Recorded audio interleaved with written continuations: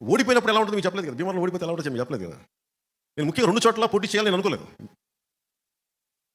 నేను ముందు గాజువాకం ఇంకోటి ఏదో అనుకున్నాను, కానీ అందరూ సన్నిహితులు మిత్రులు అందరూ వచ్చి నీకు అండగా నిలబడుతున్నావు రా, నువ్వు ఇక్కడ పొడి చేద్దామంటే వచ్చాను. పాప వాళ్ళు ఎవరు లేరు అనుకోండి, ఇప్పుడు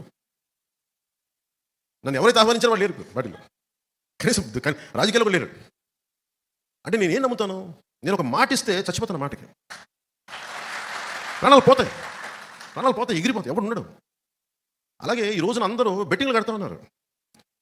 ఈ అలయన్స్ ఇన్ని సీట్లు సాధిస్తుంది, వైసీపీకి 50 నుంచి 60 వస్తుంది, బెట్టింగ్ యాప్స్లో ఉన్నాయి, నేను వింటా ఉన్నాను. ఇంత జరుగుతుంది అంటే ఇది మొత్తం తిప్పి పట్టుకొచ్చింది జనసేన. మీరు మర్చిపోవాలి,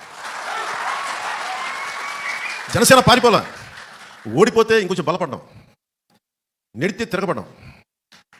ఈ రోజున ఆయన జాలి పడుతున్నాడు చెప్పండి జగన్. ఒంటరి వాడిని చేశారమ్మా, నన్ను ఒంటరి వాడిని, నువ్వు ఒంటరి వాడు బాబా.